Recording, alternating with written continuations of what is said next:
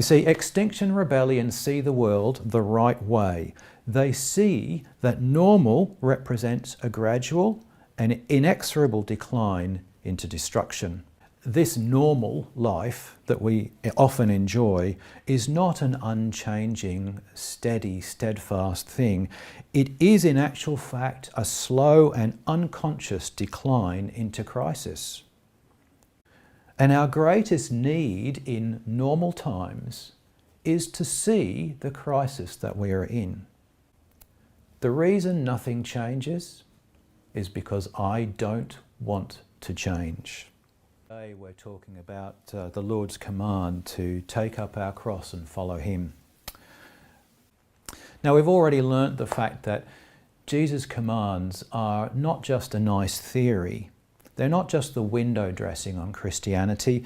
They are the very essence of it, and that we cannot call ourselves the church unless we are striving to the best of our ability to follow His commands. We must put them into practice. Today, we're going to learn just how difficult that can be. You see, here Jesus is pulling no punches.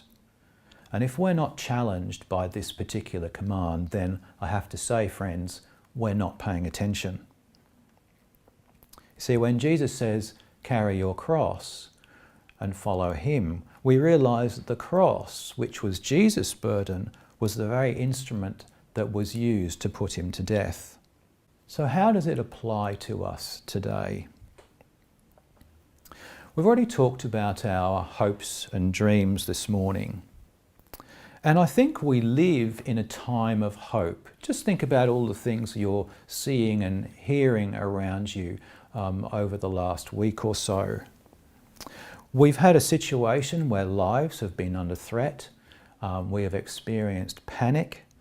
But now, after a week or so, we've settled down into a routine. We've got used to this new world order that we're living under.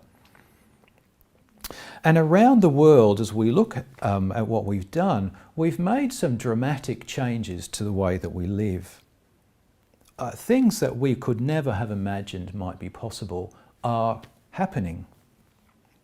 And we're beginning to look forward. We're beginning to see that there's a hopeful future lies ahead, and we're beginning to sense our capacity to affect real change in our world.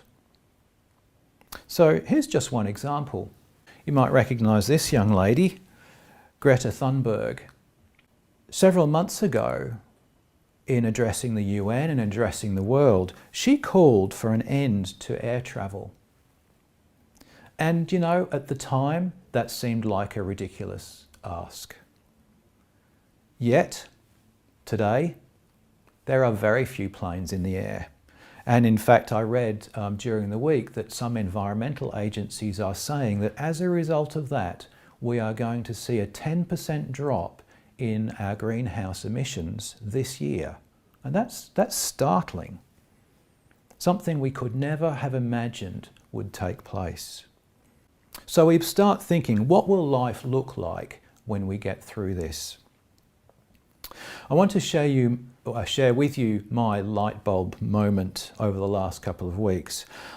I've realised that it's very easy for us to respond to life when we have a time of crisis.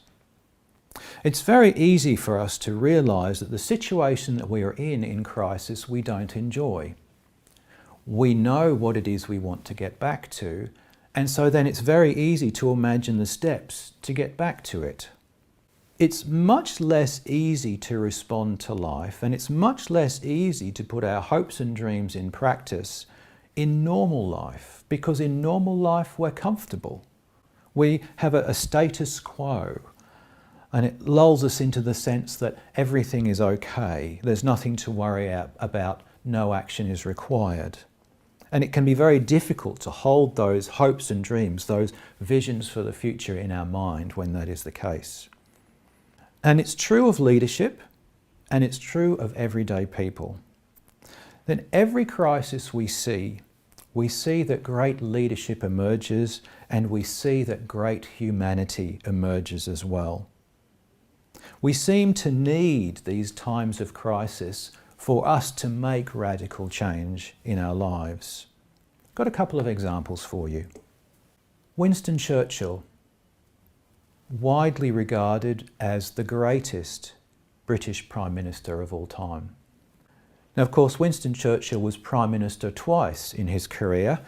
He was Prime Minister, first of all, from 1940 to 1945 during the Second World War, when he was regarded as the great leader of the free world fighting against Nazi Germany and their allies.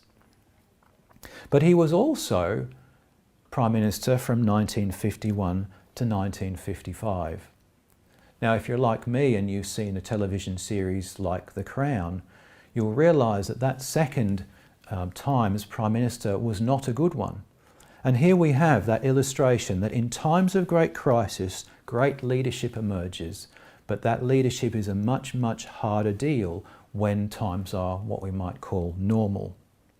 We've also seen people rising to the challenge of the recent bushfires. So here, for example, is a Facebook page group that I joined, which was providing bushfire accommodation in Canberra just before we left Canberra. Of course, you would remember the fires that hit the southeast coast, and many of those seaside towns, which are very familiar to Canberrans, homes were destroyed and livelihoods lost. And the Canberra community really opened their doors and had an influx of thousands and tens of thousands of people, indeed, into those homes just for community, just for a crisis accommodation.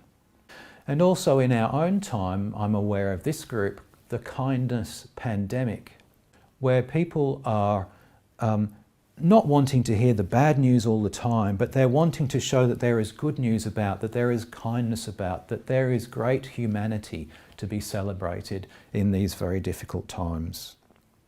So how is it, I ask, that we can wean ourselves off the need for crisis?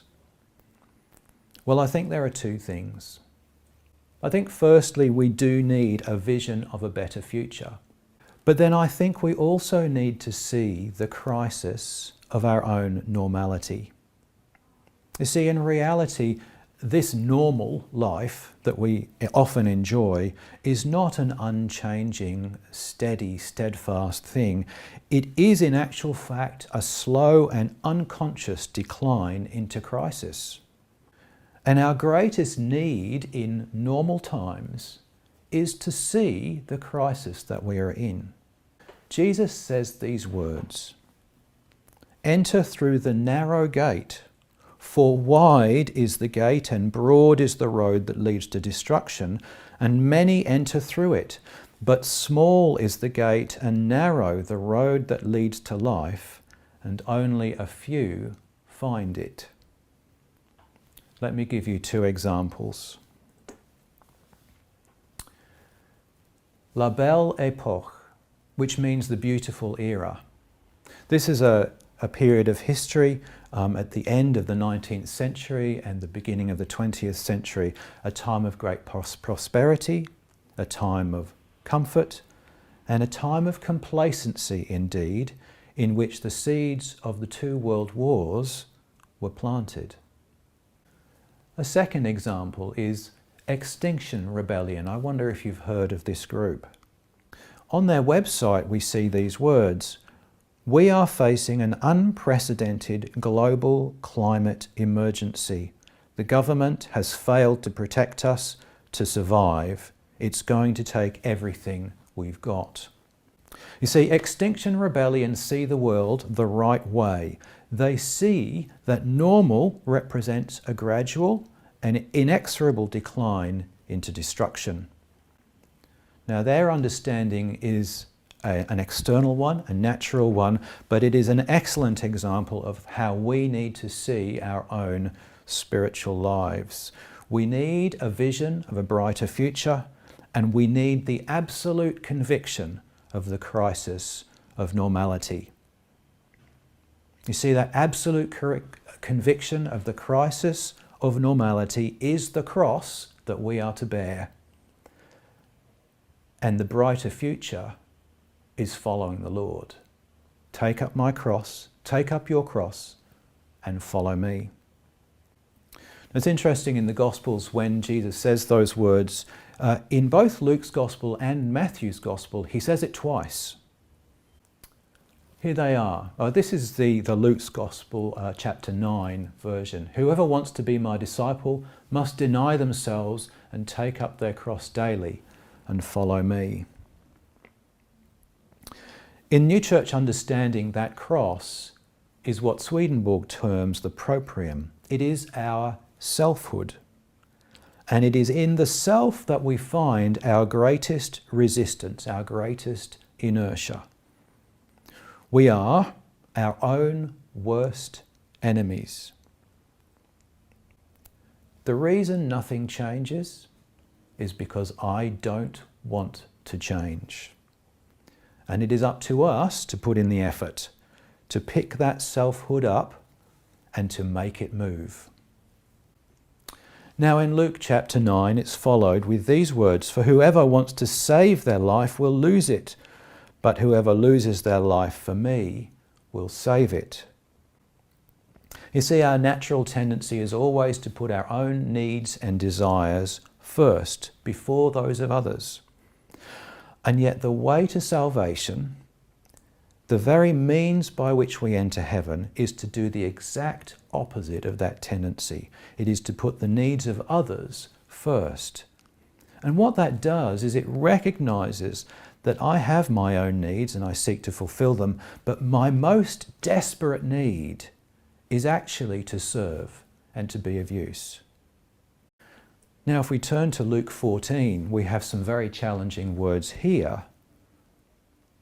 "If anyone comes to me and does not hate his father and mother, wife and children, brothers and sisters, yes, and his own life also, he cannot be my disciple." Now, we have a great many difficulties with those words, and in Luke's Gospel they are very harsh. He uses the word hate, where Matthew's Gospel is a little gentler. But let's concentrate on the hate for the moment. What we can see in those words is actually a literal contradiction with the commandments themselves, which say to honour your father and mother.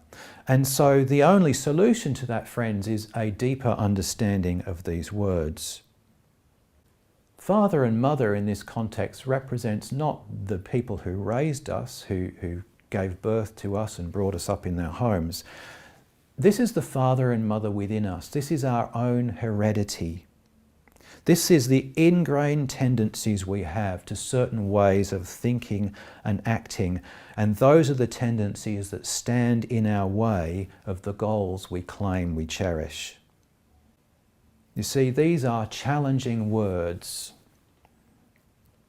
and they ask you this, very simply: be the change you want to see in the world. Now, it's true of society at large, and it's also true of the church. If I do not change, if you do not change, then nothing changes. So here's my challenge to you for the week. Do you have a vision of hope for the future? I'm sure you all do.